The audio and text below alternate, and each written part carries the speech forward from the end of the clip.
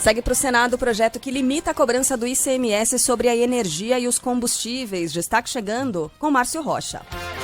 Depois que foi aprovado pela Câmara dos Deputados o projeto que limita a cobrança do ICMS de combustíveis, energia, transporte público e telecomunicações, ainda precisa ser analisado pelo Senado antes de ir para a sanção do presidente Jair Bolsonaro. A proposta, que classifica esses setores como essenciais e indispensáveis, limita a alíquota do tributo, que é estadual, em 17%. A votação chegou a ser anunciada pelo presidente da Casa, Arthur Lira, mas acabou adiada por falta de acordo com os governadores. O receio é que a proposta causasse perda de arrecadação. Por isso, o relator, o deputado Elmar Nascimento, incluiu um dispositivo que prevê que a União compense os governos estaduais se a perda de arrecadação com o ICMS for superior a 5%. A medida é temporária e deixa de valer depois de um período de transição de 6 meses. Elmar defendeu que o projeto não vai gerar perda de arrecadação para os estados e criticou os lucros da Petrobras. A coisa está na Petrobras. A Petrobras está fazendo uma partilha de dividendos aí que supera o PIB de alguns países. E isso é inadmissível, porque recai numa cadeia que leva a que o pobre pague sempre a conta. Porque, repito, o nosso transporte é eminentemente rodoviário. O autor do texto, o deputado Danilo Forte, defendeu que o projeto deve reduzir o preço para o consumidor de forma significativa, podendo chegar a 12% na gasolina, 10% no etanol e 11% na tarifa de energia. A insegurança alimentar atinge um patamar recorde no Brasil e supera pela primeira vez a média mundial. A taxa passou de 17% em 2014, no governo Dilma Rousseff, para 36% no fim do ano passado, 17% para 36%. A média mundial é de 35%, segundo pesquisa do Instituto Gallup, feita com base em dados da FGV Social. Entre os 20% mais pobres, 75% responderam que sim, faltou dinheiro para comprar comida nos últimos 12 meses. Entre as mulheres, a taxa chegou a 47% e a 45% entre as pessoas com idades entre 30 e 49 anos. Ontem mesmo, com o IPCA superando os 12% em 12 meses, o ministro da Economia, Paulo Guedes, afirmou que o Brasil não dormiu no combate à inflação. A declaração foi dada durante o Fórum Econômico Mundial em Davos, na Suíça.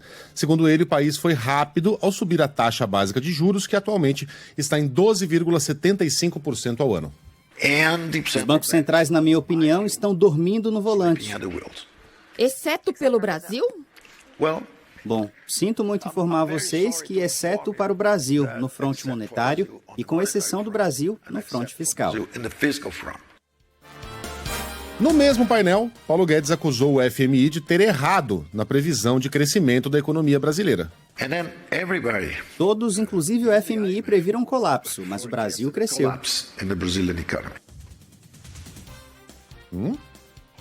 Cresceu quanto? A gente talvez cresça 1% nesse ano. O FMI chegou a prever, se não me engano, o crescimento zero. Mas esse crescimento foi revisado para cima depois que os fatos mudaram, né? E as coisas nem sempre correm da maneira como a gente imagina. A economia tem um pouquinho também de margem de erro. E, aliás, por falar em previsão equivocada, foi Paulo Guedes, que lá em 2019 disse que a gente ia crescer 13,5%, a gente entrou em recessão. Foi Paulo Guedes que disse que tinha que ser muito incompetente por dólar chegar a R$5, ele chegou a 6. Então o ministro da Economia não tem muita moral para falar em previsões equivocadas. De qualquer maneira, ele disse isso quando percebeu que estava ao lado de uma das grandes cabeças do Fundo Monetário Internacional, Gita Giopiná, que é a número 2 do FMI. E aí ele, constrangido, tentou dar um somebody love ali. Não foi a própria Gita. Não foi a Gita. Paulo Guedes ainda disse que o crescimento do Brasil... anotem aí. Anotem para não dizer que a gente tá dando uma de maluco, né? Inventando. Pegando no pé do cara. O Paulo Guedes acabou de dizer, disse ontem, que o crescimento do Brasil vai passar de 2% nesse ano. A gente torce. Tomara. E trabalha para isso. Tomara que ele esteja errando para baixo. Só que todo mundo, inclusive o Banco Central, prevê um crescimento no máximo de 1%. É a previsão do mercado, a previsão do FMI, a previsão do Banco Central. O Paulo Guedes disse que não, que a gente vai crescer 2%. Tomara, ministro, que o senhor esteja certo, mas se não tiver, a gente vai cobrar lá na frente. Pois é, bom, e a Petrobras atrasa a indicação de Caio Paes de Andrade para presidir a Petrobras, a estatal. Seria uma derrota para Jair Bolsonaro. Fala, Luana Bernardes. A indicação de Caio Paes de Andrade para a presidência da Petrobras vai precisar passar pelo processo de governança interna antes de ser submetida à Assembleia Geral de Acionistas. As etapas para que o novo indicado tome posse foram um tema da reunião ordinária do Conselho de Administração da empresa nesta quarta-feira. O secretário de Desburocratização do Ministério da Economia é um nome de confiança do ministro Paulo Guedes e foi indicado pelo governo federal após o anúncio da demissão de José Mauro Ferreira Coelho, que está no cargo há cerca de 40 dias. Essa é a terceira troca de comando da estatal desde 2019 e a segunda mudança neste ano. A convocação da reunião que vai eleger o novo presidente da Petrobras deve acontecer com uma antecedência mínima de 30 dias.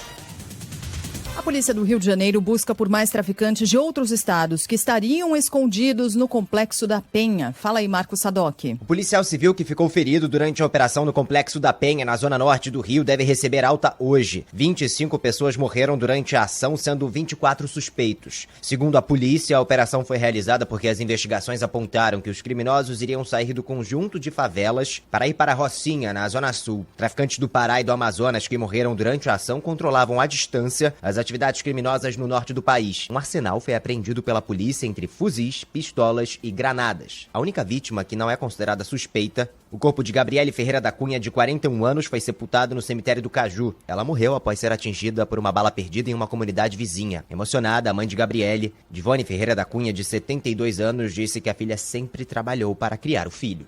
Pegava qualquer pessoa que tivesse com fome, sem dormida, levava para casa dela. Fazia cabelo de várias pessoas da comunidade de graça, não cobrava nada, ajudava qualquer pessoa sem conhecer. O atirador que matou 19 crianças nos Estados Unidos, a coisa só fica mais assustadoramente terrível. Ele avisou numa mensagem no Facebook que atacaria aquela escola no Texas. Arthur Queiroz. 30 minutos antes de assassinar 21 pessoas em uma escola primária do Texas, o jovem de 18 anos, que morreu depois do confronto com a polícia, avisou que iria cometer o crime de acordo com o governador do estado americano, Greg Abbott. Ao todo foram 3 mensagens. A primeira dizendo que mataria a própria avó, a segunda contando que havia atirado no rosto da idosa de 66 anos com um fuzil e a terceira de que abriria fogo na Robb Elementary School, que fica no distrito de Uvalde. A Meta, controladora do Facebook, afirmou que a publicação ocorreu no sistema de troca de mensagens. Nesta quarta-feira, o presidente Joe Biden assinou uma ordem executiva de revisão de políticas de uso da força pela polícia e limitando a revenda de equipamentos militares a departamentos de polícia estaduais e locais. Essa ordem executiva moderniza a polícia. Ela muda a forma de recrutar, treinar, promover e retreinar os agentes. A segurança pública se transformará em confiança pública. A assinatura por parte de Joe Biden aconteceu exatamente 2 anos após o assassinato de George Floyd pelas forças de segurança de Minneapolis. Mais de 1.000 pessoas são mortas a cada ano em confrontos com a polícia dos Estados Unidos. Sei que o noticiário tá pesado, mas é a realidade, né? E a gente tem que lidar com ela. A nossa ouvinte Ana Maria Torres, que é de Minas Gerais, mandou uma mensagem para cá perguntando se a gente vai abordar também aquele fato, aquele assassinato, né? A morte do senhor Genivaldo de Jesus, que aconteceu no estado de Sergipe. Uma atrocidade, diz ela aqui. Pois esse senhor ele foi morto depois de ser colocado em uma viatura durante uma abordagem policial, justamente no estado de Sergipe. E ali dentro, uma bomba de fumaça, uma bomba de efeito moral foi disparada e ele foi confinado ali dentro. Resultado, esse homem morreu durante a abordagem. O Léo Souza tem mais informações pra gente. Um homem morre após uma abordagem da Polícia Rodoviária Federal na BR-101 em Umbaúba, no estado de Sergipe. O caso aconteceu ontem. Imagens mostram a vítima, identificada como Genivaldo de Jesus Santos, de 38 anos, sendo algemada no chão e colocada pelos policiais no porta-malas da viatura. De dentro do carro sai fumaça. O homem chegou a ser socorrido para um hospital, mas teve a morte confirmada. Por nota, a PRF afirma que a vítima teria resistido ativamente à abordagem e os agentes então teriam utilizado técnicas de mobilização e instrumentos de menor potencial ofensivo. O caso será investigado pela Polícia Civil. São muitos as pontas soltas aí, né, nessa situação, porque havia familiares ali ao lado informando os agentes de que ele era portador de algum distúrbio mental, né, que ele se tratava disso, inclusive ele tinha receita médica no bolso, algo do gênero. Foi toda a ação filmada e, segundo testemunhas, ele teria se irritado pela abordagem muito incisiva. Então é possível observar em uma das filmagens que ele, para usar o termo que é usado normalmente no Rio de Janeiro, rola um esculacho ali no momento dessa abordagem, né? E aí ele se irrita, ele discute com os policiais, aí ele passa a resistir a essa abordagem, mas ele não estava armado. Ele chegou a ser amarrado pelos agentes, que estavam em maior número. E aí, na sequência, ele é colocado dentro dessa viatura da Polícia Rodoviária Federal e ali uma bomba de efeito moral é disparada enquanto ele está na parte de trás do camburão, só as pernas dele ficam para fora. Não foi acidental, não foi que se diga. Não. E é terrível essa cena, porque é possível ouvir os gritos dele lá de dentro. E ele morre depois disso. Um meio de comunicação, não vou me lembrar qual agora, usou um chapéu ali dizendo Câmara de Gás. Chapéu é quando a gente coloca, né, uma espécie de subtítulo, Câmara de Gás. Foi mais ou menos o que aconteceu, infelizmente. Não, foi exatamente. Porque os policiais jogam essa bomba de efeito moral lá dentro. Não é que ela estourou sem querer no meio da confusão. Eles jogam lá dentro, fecham a porta do capô da viatura. Né? Com as duas pernas dele para fora, tá vendo? O porta-malas. Aí as perninhas dele estão para fora. E eles ficam segurando, né? Eles ficam segurando a porta. Tem a chance de abrir. Para que esse homem sufoque. E aí as pernas vão chacoalhando, balançando, até que uma hora param de balançar. Vão perdendo força, perdendo ritmo e param. Sabe em filme, quando a pessoa vai lá e bota o travesseiro no rosto de alguém que tá dormindo para matar essa pessoa, e aí a pessoa se debate, até que uma hora ela para de se debater, morreu. Foi isso que aconteceu. Na frente de câmeras, na frente dos familiares, na frente de dezenas de pessoas, à luz do dia, um assassinato. A gente está colocando aqui um assassinato que aconteceu na cara de vários cidadãos, inclusive familiares desse homem. Né? Para a gente pensar um pouco antes de defender cegamente qualquer ação policial sob o pressuposto de que quem morreu, de quem foi a vítima, um bandido, que o destino dele tinha que ser esse mesmo, porque há maus policiais, há homens truculentos, pessoas, enfim, que por um motivo ou por outro fazem coisas indizíveis, inclusive em público, que não farão essas mesmas pessoas quando estiverem sozinhas com suas vítimas. É chocante. Sem câmeras. É chocante. E acabam manchando a imagem de toda uma categoria que tem tantos profissionais que são empenhados, né, que zelam de fato pela segurança das pessoas, que cumprem a lei, que seguem ali, né, o regimento dentro da linha. Infelizmente, por causa desses maus agentes que são despreparados, que estão psicologicamente, sei lá o que, desequilibrados, são pessoas que não têm condições de estar nas ruas trabalhando. Por causa desses profissionais, todos os outros acabam tendo, enfim, a categoria manchada, né? É triste demais essa situação. A gente vai voltar a esse assunto ainda nos próximos jornais. Vamos seguir aqui com mais de hoje, mais destaques do dia. A Procuradoria-Geral da República diz que o indulto concedido ao deputado Daniel Silveira não o livra de se tornar inelegível. Rafael Procópio. Em uma manifestação enviada ao Supremo Tribunal Federal, a Procuradoria-Geral da República afirmou que o perdão da pena concedido pelo presidente Jair Bolsonaro ao deputado federal Daniel Silveira é constitucional. No entanto, no mesmo documento, a PGR afirmou que o benefício só vale para as implicações penais da condenação e não atinge os direitos políticos do parlamentar quando a decisão transitar em julgado. O Procurador-Geral da República, Augusto Aras, defendeu que a graça constitucional concedida por Bolsonaro não exime de uma eventual responsabilização nas searas civil, administrativa, eleitoral ou nas demais esferas do direito. Daniel Silveira foi condenado a 8 anos e 9 meses de prisão no processo que investiga as ameaças contra os ministros do Supremo Tribunal Federal. O presidente do Fundo Nacional de Educação nega ter sido influenciado por pastores que tinham trânsito livre no MEC. Natália Pazzi.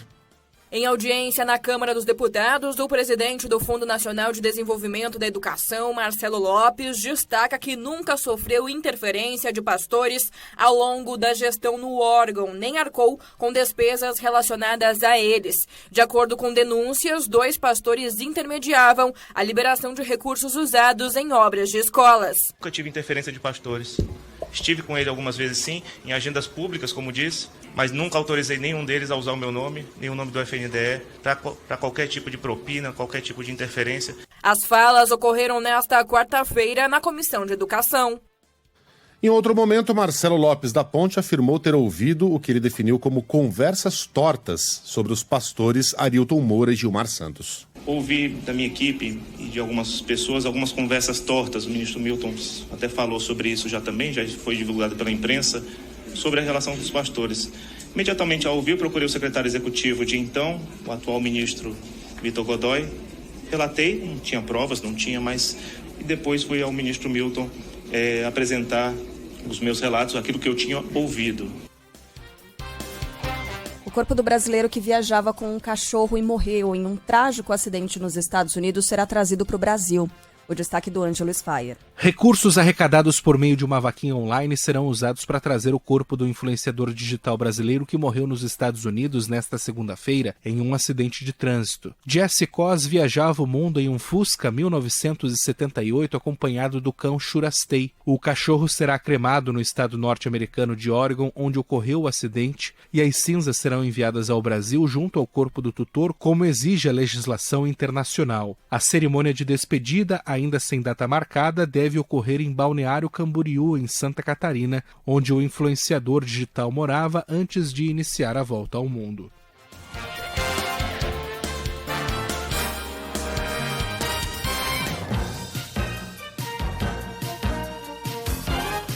Pré-candidata do MDB ao Palácio do Planalto, Simone Tebet diz não ter dúvidas de que vai contar com o apoio do PSDB. Fala, João Pedro Melo. Após várias indefinições e sem acordo total para chamar a terceira via, a senadora Simone Tebet, do MDB, lançou a pré-candidatura à presidência da República em Brasília. Esse lançamento ocorreu um dia depois de o MDB e o Cidadania terem decidido reiterar o nome dela como indicação do grupo Centro Democrático ao Palácio do Planalto. Fato é que o PSDB também está nesse grupo, mas ainda não decidiu se vai referendar o nome de Simone ou se lançará uma candidatura própria, já que a legenda vai se reunir na semana que vem para tomar uma decisão definitiva. Agora, a pré-candidata Simone Tebet afirmou que o maior desafio é pacificar o Brasil, dando solução aos problemas dos brasileiros e que ainda não há dúvidas de que o PSDB vai dar apoio a esse projeto. De novo, o Brasil clama e chama pelo Centro Democrático. E a esse clamor, o MDB também grita, presente, tendo ao lado o Cidadania. E em breve, não tenho dúvidas, o PSDB.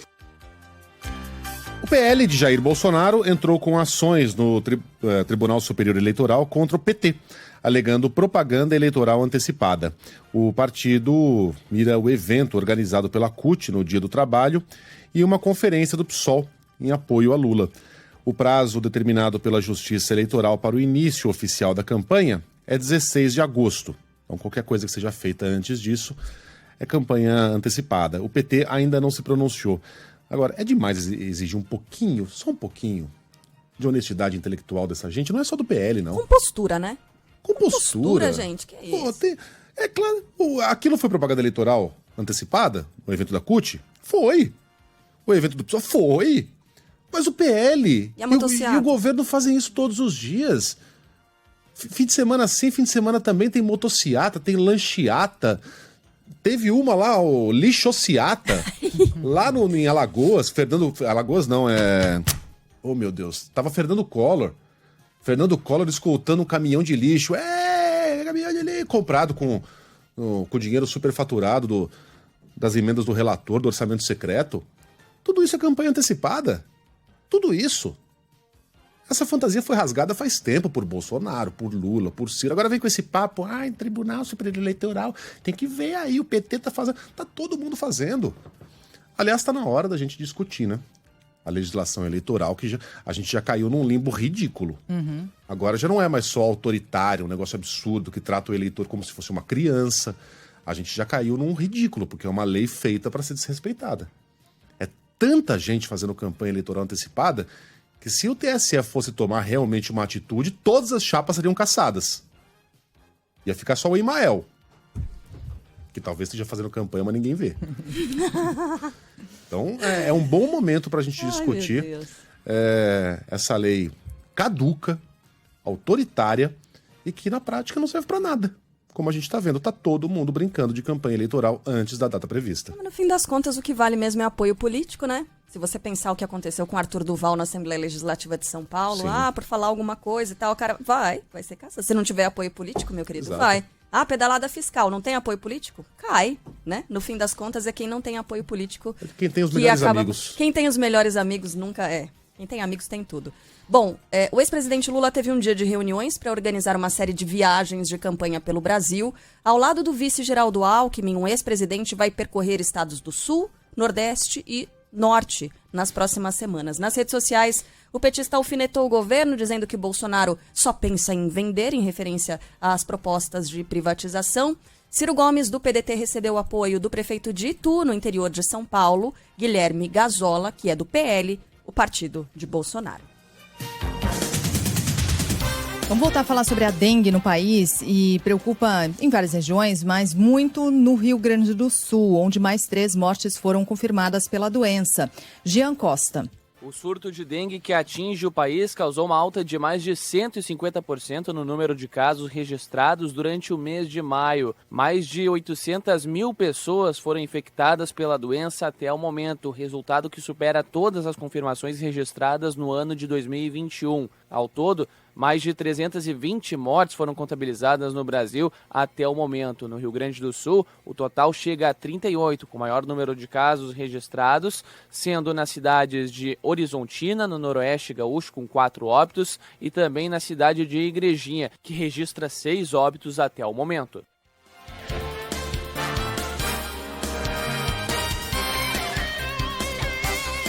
Quase 3 milhões de brasileiros com mais de 18 anos se declaram lésbicas, gays ou bissexuais. Os dados são de uma pesquisa inédita divulgada pelo IBGE. E a gente tem mais informações chegando com Renan Suquevicius. 94,8% da população adulta brasileira, cerca de 150 milhões de pessoas, se identificam como heterossexuais. Os dados foram coletados em 2019 e indicam que quanto maior a independência financeira, maior é o índice daqueles que se declaram como lésbicas, gays e bissexuais. Mas a pesquisa ainda é experimental e em breve o IBGE pretende ouvir também os brasileiros a respeito de identidade de gênero.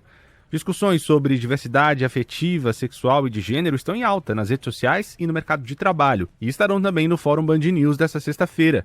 O evento, em comemoração aos 17 anos da rádio, terá uma mesa focada em equidade de gênero e ocupação de espaços pelas mulheres, essa às 3 da tarde, e outra às 4, sobre os desafios e avanços da diversidade. As conversas serão transmitidas ao vivo, em áudio e vídeo, pelo Dial e também pelo YouTube da Band News FM. Então é bom anotar aí, entre 3 e 4 horas da tarde, a primeira mesa do nosso fórum sobre equidade de gênero, ocupação de espaços, apresentada por ela, Sheila Magalhães, e por mim também, Carla Bigato. Então, fica aqui o convite para você. Maio é mês de aniversário da Band News FM. Opa! E tem festa! Reencontro presencial com os ouvintes. E também com discussões importantes. Diversidade é a palavra nas ruas e nas redes. Cada vez mais, espaços importantes da sociedade, como a mídia e o mercado de trabalho, estão atentos a essa questão. Por aqui, vamos promover o Fórum Band News FM, diversificar e incluir. Vai ser amanhã, com 2 painéis. No primeiro, das 3 às 4 da tarde, o assunto será empoderamento feminino e a transformação da mulher na nossa sociedade. Logo na sequência, das 4 às 5, é a vez de debatermos inclusão social e diversidade. Tudo com transmissão no rádio e nas nossas redes sociais. No YouTube, no Facebook e no Twitter. Sempre @Rádio Band News FM. Encontro marcado.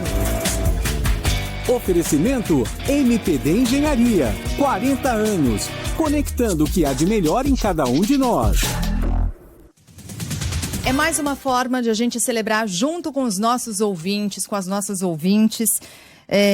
Esses 17 anos de Band News FM, a rádio que desde o início fala também com as mulheres e diretamente com as mulheres, é a rádio que mais tem mulheres aos microfones, é a rádio que mais busca pluralidade, diversidade. Então a gente, eu costumo dizer assim, eu quero que o ouvinte escolha a gente não está escolhendo o ouvinte. Então você nos escolhe, né? É melhor que seja assim. Das 3 às 4 da tarde estaremos juntas, Carla Bigato e eu. Vamos receber aqui com muita honra e muito prazer para debater assuntos super importantes a Ana Fontes, que é presidente da Rede Mulher Empreendedora, a Patrícia Vanzolini, presidente da OAB de São Paulo, primeira mulher a presidir a OAB, Michele Ferred, diretora do Instituto Alziras, a Débora Bertini, que é diretora de incorporações da MPD, e a empresária e apresentadora Cris Arcangeli. E aí, logo na sequência, a gente tem uma segunda mesa sobre diversidade e inclusão. Estarão junto comigo o Renan Suquevicius, a Milena Teixeira, que é apresentadora do Pretoteca, nosso podcast, conversando com Preto Zezé, da Central Única das Favelas, a Joyce Berti, que é escritora e arquiteta, o Renato Meirelles, nosso colunista aqui da Band News FM, presidente do Instituto Locomotiva, e a Nayana Ribeiro, que é gordo ativista e militante da causa bissexual. Então são assuntos bem importantes do momento e, aliás, antes de mais nada, é importante que a gente admita a nossa ignorância em parte desse assunto, que é a partir daí que a gente aprende, né? Aprende com a diversidade, aprende com o diverso, aprende com o plural. Então a gente está muito contente, muito feliz de poder promover essa discussão nesse momento, né? Com então certeza. Das 3 até às 5 da tarde. Isso, das 3 às 5. Aí tem Tá ouvinte bom. perguntando, mas vem cá, vocês estão falando, eu acabei de ouvir a Ângela, né, perguntando, amanhã... Ângela, amanhã são essas mesas de discussão aqui na nossa programação, inclusive. Amanhã, sexta-feira, a Isso. programação especial. Então, você vai acompanhar no rádio, vai acompanhar pelo YouTube. Essas discussões vai ser um evento bem legal aqui no Grupo Bandeirantes. E aí, no sábado, tem a festa. Aí a gente vai de chinelão, é uma coisa diferente. Regata, né? Na sexta, é o Regata Day. Na sexta é institucional, Camisa de bonitinho, vereador, conteúdo. Né? E aí, no sábado, camisa de vereador furada. Muito Exatamente. bem. Eu só queria voltar àquela notícia do Renan Suquevicius. 3 milhões de brasileiros com mais de 18 anos se declaram gays, lésbicas ou bissexuais. Parece muita coisa, mas a gente está falando aqui, gente, de 1,9% da população. Vamos pegar os Estados Unidos, país também continental como o nosso. Ali, cerca de 7%, 6 e alguma coisa por cento dos americanos adultos se declaram membros da comunidade LGBTQIA+. Consegui. 7%. É uma diferença substancial. Quando você faz os recortes americanos, você vê que em grandes cidades de estados como a Califórnia, por exemplo, Nova York, enfim, metrópoles altamente povoadas, a gente vê que essa porcentagem bate nos 12%. Em compensação, quando você pega uma pequena cidade do Arizona, ela não chega a 1%. Então esses números, infelizmente, não são confiáveis, porque isso depende do ambiente em que a pessoa está, depende da liberdade que ela sente para se assumir como homossexual. Talvez a pessoa, na cabeça dela, nem saiba que ela pode se assumir como homossexual, porque o ambiente é tão opressor que ela tenta lutar contra a própria natureza. E, obviamente, isso vale para um país altamente preconceituoso, fortemente católico, né? Como o Brasil. 1,9%. A gente está falando de uma comparação muito desvantajosa em relação a um país que também tem um sistema altamente opressor contra gays, lésbicas e bissexuais. E ainda assim a gente está muitíssimo atrasado. Por isso que esse tipo de iniciativa da Band News, não só essa, mas tantas outras iniciativas são tão importantes para que a gente sempre ande para frente, que é para onde a gente tem que andar. Mais um clube brasileiro vai às oitavas da Libertadores. Informação chegando com Yuri Queiroga. O Fortaleza garante a classificação para as oitavas de final da Libertadores, com uma vitória por 4-3 sobre o Colo-Colo no Chile. O Leão do Pici avançou junto com o River Plate, que disparou uma goleada de 8-1 sobre o Aliança Lima, do Peru. Ainda pela Libertadores, o América Mineiro levou 3-0 do Independiente Del Valle, no Equador, e ficou em último no grupo, que também tem o Atlético Mineiro. Mesmo com a derrota por 2-1 em casa para o Tolima, da Colômbia, o Galo fechou em primeiro no grupo D. Já na Sul-Americana, o Ceará venceu o Independiente por 2-0 na Argentina e fechou a primeira fase com 100% de aproveitamento. O já classificado São Paulo ganhou do Ayacucho, do Peru, por 1-0 com o gol do jovem Caio.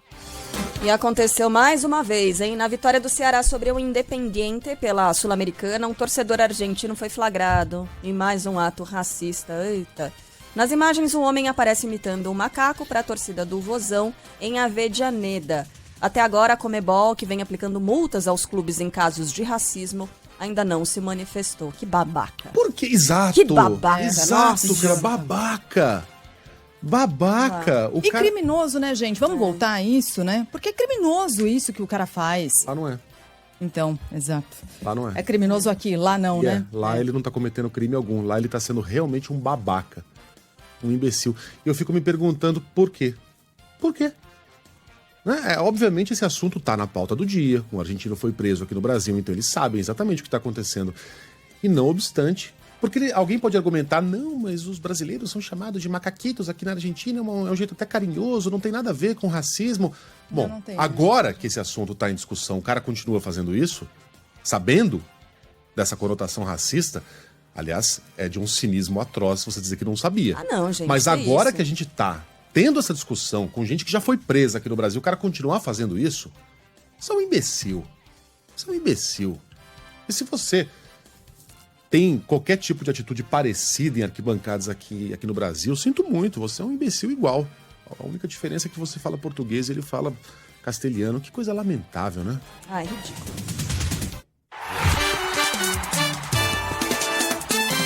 Futebol, com Milton Neves. Oferecimento Sicredi. Conheça a primeira instituição financeira cooperativa do Brasil. Sicredi. Gente que coopera, cresce. Casa do Construtor. Aluguel de equipamentos. Ligue 0800 200 0217. E Safra. Empréstimo com garantia do Saque Aniversário FGTS é na Safra Financeira.